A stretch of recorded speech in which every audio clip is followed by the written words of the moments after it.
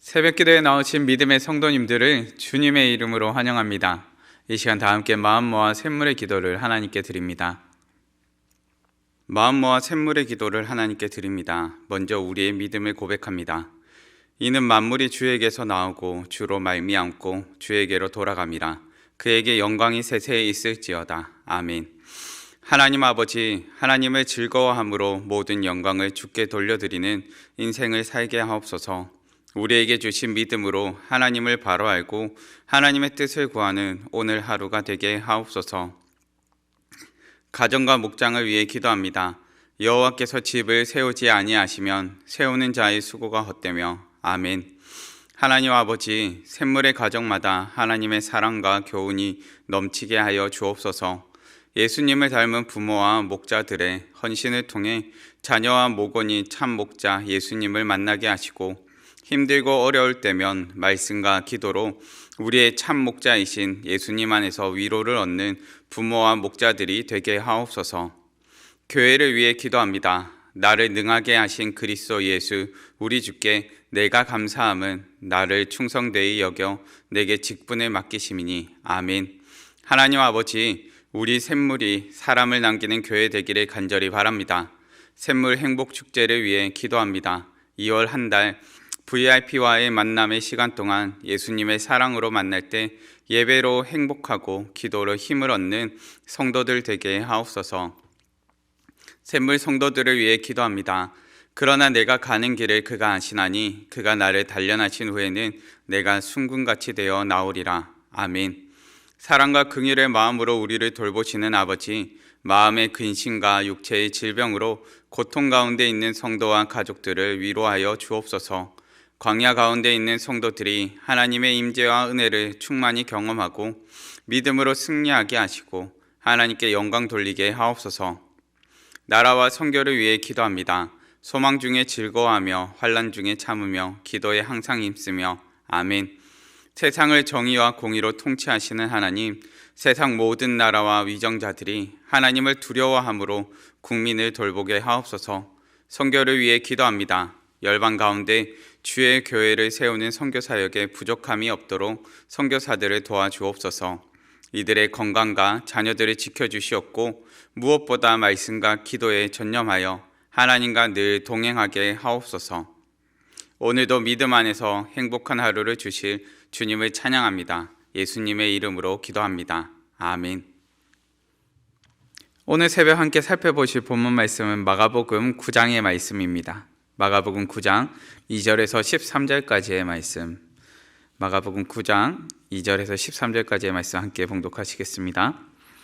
엿새 후에 예수께서 베드로와 야고보와 요한을 데리시고 따로 높은 산에 올라가셨더니 그들 앞에서 변형되사 그 옷이 광채가 나며 세상에서 빨래하는 자가 그렇게 희게 할 수 없을 만큼 매우 희어졌더라. 이에 엘리야가 모세와 함께 그들에게 나타나 예수와 더불어 말하거늘 베드로가 예수께 고하되 랍비여, 우리가 여기 있는 것이 좋사오니 우리가 초막셋을 짓되 하나는 주를 위하여 하나는 모세를 위하여 하나는 엘리야를 위하여 하사이다 하니, 이는 그들이 몹시 무서워하므로 그가 무슨 말을 할지 알지 못함이더라.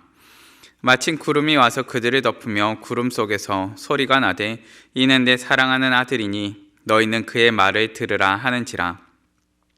문득 둘러보니 아무도 보이지 아니하고 오직 예수와 자기들 뿐이었더라.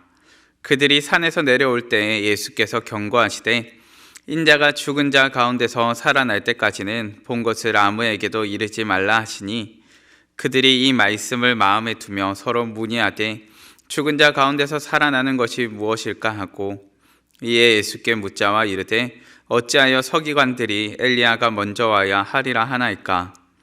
이르시되 엘리야가 과연 먼저 와서 모든 것을 회복하거니와 어찌 인자에 대하여 기록하기를 많은 고난을 받고 멸시를 당하리라 하였느냐? 그러나 내가 너희에게 이르노니 엘리야가 왔을 때 기록된 바와 같이 사람들이 함부로 대우하였느니라 하시니라. 아멘. 오늘의 말씀을 통하여서 상처 입은 구원자라는 제목으로 말씀을 나누고자 합니다. 믿음의 성도님들, 오늘의 본문 말씀에서 예수님께서는 영광스러운 모습으로 변화되셨습니다. 예수님께서는 베드로와 야고보와 요한 사랑하는 세 제자를 데리고 산으로 오르셨습니다. 앞서 예수님께서는 베드로의 신앙 고백을 들으셨고 또한 십자가에 대한 제자도를 제자들에게 가르쳐 주셨습니다.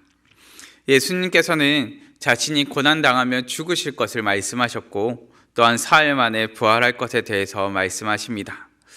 이 모든 것이 하나님의 일임을 제자들에게 가르쳐 주셨던 것입니다. 오늘의 본문 말씀에서는 예수님께서 고난당하시고 죽임당하실 것인데 과연 예수님께서 고난당하시고 죽임당하실 만한 분인가에 대해서 생각해 보게 됩니다. 예수님께서는 고난당하시고 죽임당하실 만한 죄인이 아니셨습니다. 그 어떠한 죄도 그 어떠한 문제도 예수님께는 없으셨습니다. 사람들로부터 비난받으시고 십자가를 지셔야 할 죄인은 더더군다나 아니셨습니다. 본문은 이 모든 상황 가운데서 우리에게 예수님이 어떤 분이신지에 관한 지혜를 가르쳐 줍니다. 예수님은 어떤 분이십니까? 첫째는 영광스러운 분이십니다. 본문 3절 말씀입니다. 그 옷이 광채가 나며 세상에서 빨래하는 자가 그렇게 희게 할 수 없을 만큼 매우 희어졌더라. 아멘. 예수님께서 높은 산에 올라가셨고 제자들은 그 뒤를 따라갔습니다. 그런데 그 모습이 도무지 세상에서 볼 수 없는 광채가 나는 모습으로 변형되셨습니다. 마태복음에서는 이와 같이 기록합니다. 그 얼굴이 해같이 빛나며 옷이 빛과 같이 희어졌더라. 아멘. 단순히 눈부신 햇살이 비춰져서 반사되었던 것이 아닙니다. 예수님께서 눈부신 빛과 같이 영광스러운 모습으로 변형되셨다라고 가르쳐 줍니다. 믿음의 성도님들, 예수님께서 빛과 같이 변형되셨습니다. 우리는 이것을 통해서 이 세상 그 무엇과도 비교할 수 없는 영광스러운 분이 바로 우리 예수님이심을 알게 됩니다. 믿음의 성도님들, 예수님께서는 영광스러운 분이십니다. 감히 세상 영광과 비교할 수 없을 정도로 영광스러운 분이십니다. 우리는 이 영광스러움을 통해 예수님의 거룩하신가 그리고 구별되심을 알게 됩니다. 베드로는 바로 이 주님의 영광스러움을 바로 앞에서 목격합니다. 주님의 영광스러움을 목격한 베드로의 반응이 어떻습니까? 너무나 두렵지만 또한 이 영광스러운 순간이 계속되기를 간절히 원하고 있습니다. 베드로는 초막셋을 짓고자 합니다. 하나는 주를 위하여, 하나는 모세를 위하여, 하나는 엘리야를 위하여 짓고자 합니다. 저는 두려운 가운데 무슨 말을 할지 몰라서 고백하는 베드로의 반응이 바로 주님의 영광스러움을 목격한 사람들의 반응이라 생각합니다. 만약 우리가 주님의 영광스러움을 경험하게 된다면 너무나 두려워 떨게 될 것입니다. 한편으로는 두려움 가운데 휩싸이게 될 것이지만 또 한편으로는 주님과 함께, 주님과 영원히 함께 하기를 간절히 원하게 될 것입니다. 믿음의 성도님들, 우리 주님은, 우리 예수님은 영광스러운 분이십니다. 예수님은 어떤 분이십니까? 둘째로 존귀하신 분입니다. 본문 7절 말씀입니다. 마침 구름이 와서 그들을 덮으며 구름 속에서 소리가 나되 이는 내 사랑하는 아들이니 너희는 그의 말을 들으라 하는지라. 아멘. 구름 속에서 하나님의 음성이 들립니다. 그리고 그 음성 가운데 예수님께서 누구신지 밝히 말씀하십니다. 이는 내 사랑하는 아들이니. 아멘. 하나님의 음성은 예수님이 당신의 존귀한 아들임을 가르쳐 줍니다. 세상 가장 존귀하신 분께서 세상 가장 존귀하신 분의 아들이라 말씀해 주시는 것입니다. 하나님께서 세상 가장 존귀하신 분이듯 예수님께서 세상 가장 존귀하신 분이심을 우리로 알게 합니다. 믿음의 성도님들, 예수님께서는 존귀하신 분이십니다. 그렇게 하나님께서는 이렇게 말씀하십니다. 이는 내 사랑하는 아들이니 너희는 그의 말을 들으라. 아멘. 세상 가장 존귀하신 분이시기에 우리로 그의 말을 들으라 말씀해 주는 것입니다. 하나님께서는 우리에게 예수님의 존귀하신 신분을 알게 합니다. 제자들과 함께 험난한 여정을 함께하며 매일 누울 것과 먹을 것이 정해지지 않은 것 같은 삶을 살고 계실지라도 예수님께서는 진정 참으로 존귀하신 분이십니다. 매일 제자들과 함께 한다고 하여서 예수님께서 제자들과 같은 신분을 가지신 분은 아니라는 것입니다. 우리는 주님께서 우리와 함께 하심을 믿습니다. 그리고 언제나 어디서나 예수님의 이름으로 기도하면 하나님께서 들으신다는 것을 믿습니다. 문제는 우리가 언제나 어디서나 주님의 이름을 부르고 찾을 수 있다고 하여 그분이 결코 가벼운 분은 아니라는 것입니다. 우리가 예수님의 이름으로 하나님을 아버지라 고백하며 찾을 수 있는 이유는 무엇입니까? 예수님께서 하나님의 존귀하신 아들이시기 때문입니다. 믿음의 성도님들, 우리의 예수님은 존귀하신 분이십니다. 우리가 언제 어디서나 주님의 이름으로 하나님을 찾을지라도 우리가 잊지 말아야 할 것은 존귀하신 분의 이름으로 우리가 하나님을 찾고 부르고 있다는 것입니다. 우리 예수님은 존귀하신 분이십니다. 예수님은 어떤 분이십니까? 셋째로 상처 입은 구원자입니다. 본문 9절과 12절 말씀입니다. 그들이 산에서 내려올 때에 예수께서 경고하시되 인자가 죽은 자 가운데서 살아날 때까지는 본 것을 아무에게도 이르지 말라 하시니 이르시되 엘리야가 과연 먼저 와서 모든 것을 회복하거니와 어찌 인자에 대하여 기록하기를 많은 고난을 받고 멸시를 당하리라 하였느냐. 아멘. 예수님께서는 영광스럽고 존귀한 분이시지만 우리에게 자신이 당해야 할 고난과 멸시와 아픔이 있음을 가르쳐 주십니다. 예수님께서는 자신이 상처 입을 것을 말씀해 주신 것입니다. 그리고 그 상처 가운데서 치유하시며 회복시키셔서 구원을 베푸실 우리 예수님을 알게 하십니다. 고통과 고난 가운데서 근심하며 죽음 앞에 두려워하는 인생을 살아가지만 그런 우리에게 절망이 아닌 소망을 전달해 주시는 것입니다.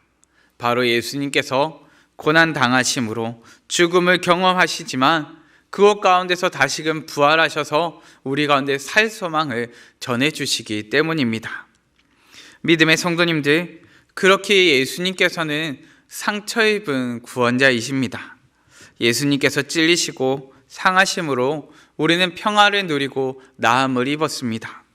예수님께서 채찍에 맞음으로 우리는 회복을 경험하였으며 예수님께서 우리의 모든 죄를 담당하심으로 우리는 구원을 경험하게 되었습니다. 믿음의 성도님들, 예수님께서는 우리와 같이 낮아지셨고 우리를 위해 상처 입으셨습니다. 상처 입은 예수님께서 바로 우리의 구원자 되어 주셨습니다. 제자들은 예수님께서 부활하실 그날에 마침내 상처 입은 구원자 되신 예수님을 담대히 마음껏 증거하는 자녀들이 될 것입니다. 상처 입은 구원자 되신 예수님께서 우리의 상처를 회복시키시며 구원을 베푸실 것입니다. 말씀을 정리하겠습니다. 예수님께서는 고난당하시고 멸시를 받으셨지만 도무지 고난당하시고 멸시를 받으실 만한 그 어떠한 죄도 없으셨고 또한 죄인도 아니셨습니다. 오히려 예수님께서는 감히 세상과 비교할 수 없는 영광스러운 분이셨고 하나님의 아들이라는 존귀한 신분을 가지신 분이셨습니다. 이처럼 영광스럽고 존귀하신 분께서 우리를 위하여 상처 입은 구원자가 되어 주셨습니다. 고난당하시고 죽임당하시며 사흘 만에 부활하셨습니다. 우리는 예수님의 고난과 아픔을 통해 우리에게 나음과 회복이 있음을 경험하게 됩니다. 믿음의 성도님들, 상처 입은 구원자 되신 우리 주님을 더욱 신뢰하시기 바랍니다. 영광스럽고 존귀하신 분께서 우리와 같이 낮아지셨습니다. 이보다 더 큰 사랑이 어디 있겠으며 이보다 더 큰 겸손이 어디 있겠습니까? 우리의 구원자 되신 예수님을 신뢰하시는 믿음의 성도님들 되시기를 간절히 바랍니다. 이 시간 나같이 합심하여 기도하실 때 우리의 구원자 되신 예수님을 날마다 신뢰함으로 살게 하여 주시옵소서. 날마다 예수님을 의지하는 자녀 되게 하여 주시고, 특별히 샘물 행복축제를 준비하며 우리 예수님을 마음껏 증거하고 자랑하는 자녀들 되게 해달라고 이 시간 합심하여 기도하시고 각자의 기도 제목으로 기도하시겠습니다.